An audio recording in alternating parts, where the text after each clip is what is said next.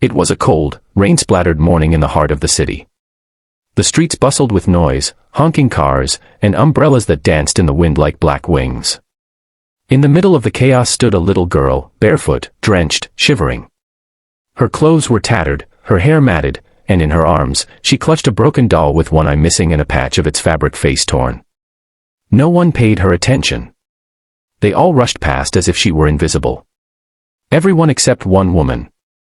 Across the street, a sleek black car rolled to a smooth stop, and out stepped a figure so striking that people turned to stare. She was tall, sharply dressed in an emerald green suit with golden cuffs, and heels that clicked like thunder against the sidewalk. This was Vanessa Sterling, the youngest female CEO of a billion-dollar tech company. Known for her brilliance, ruthlessness, and unshakable poise, Vanessa had no time for distractions, until today. As she walked toward her building, the little girl ran up to her and tugged lightly on her coat. "Excuse me, ma'am," the little voice trembled. Vanessa glanced down, frowning at the child's dirty hands on her Prada jacket. "Please. I don't have a mama, can I spend a day with you, ma'am?" The street seemed to freeze. The bodyguards moved in instantly, one trying to pull the girl away, but Vanessa lifted a single finger. She looked into the girl's eyes, large, tearful, yet filled with something so raw, so pure, it cracked a part of her soul she had long buried. "What's your name?" she asked slowly. "Emily," the girl whispered. "And your mother?" Vanessa questioned, though she already feared the answer. She went to sleep forever," Emily replied. "They said she won't wake up. I've been waiting but no one comes." The rain mixed with tears on the little girl's face. Vanessa didn't know what came over her, but before she realized it, she reached out and gently wiped Emily's face. "Come," she said, her voice softer than anyone had heard in years. The bodyguards exchanged shocked glances as Vanessa led the girl into her limousine.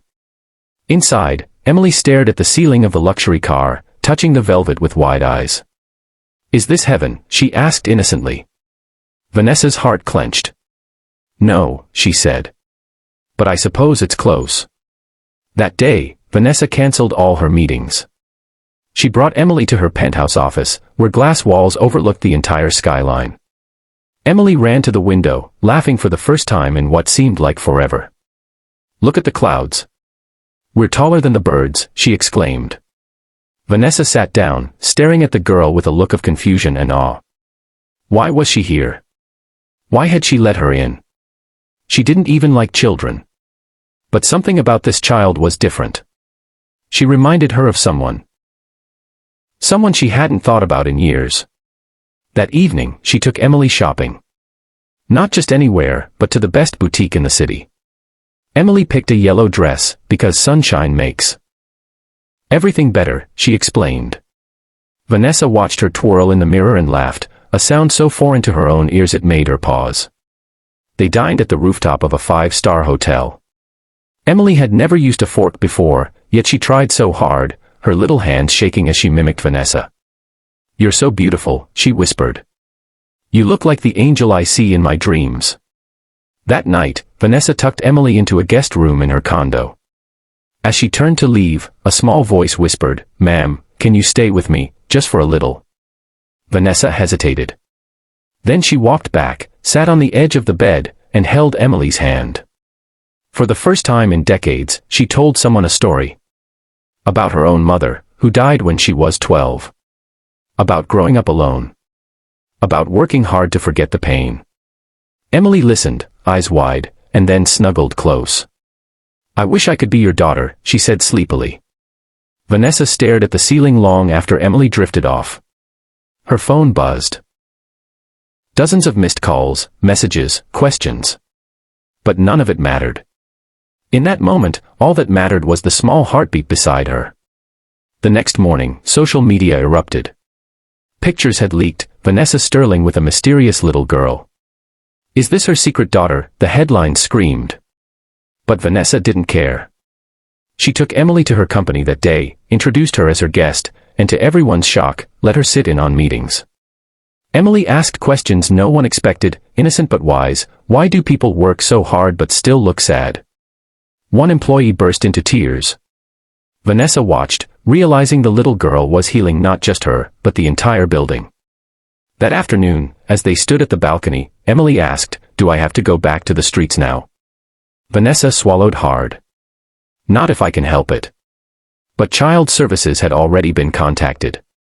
Legal teams were whispering. The world wanted answers. That evening, when Vanessa came home, Emily was gone. The caretaker said someone from the shelter came. Vanessa's world crashed. She stormed out, searching, calling every contact. Her heart beat like a war drum in her chest. By midnight, she found the shelter, a grim, cold building at the edge of the city. Emily was asleep on a thin mattress. Vanessa knelt beside her. Emily stirred and smiled. "You came back," she whispered. Vanessa picked her up, tears falling freely. "I'm never letting you go again," she vowed. Never. The world didn't matter anymore. The board, the shareholders, the media, nothing. She had made her decision. She was going to fight for this little girl like no one ever fought for her. Backhand index pointing right. Want to see how Vanessa takes on the world for a child she just met? Stay tuned for Chapter 2. And if you're feeling this story touch your heart, don't forget to like, share, and subscribe to our channel. Your support brings more powerful stories like this to life.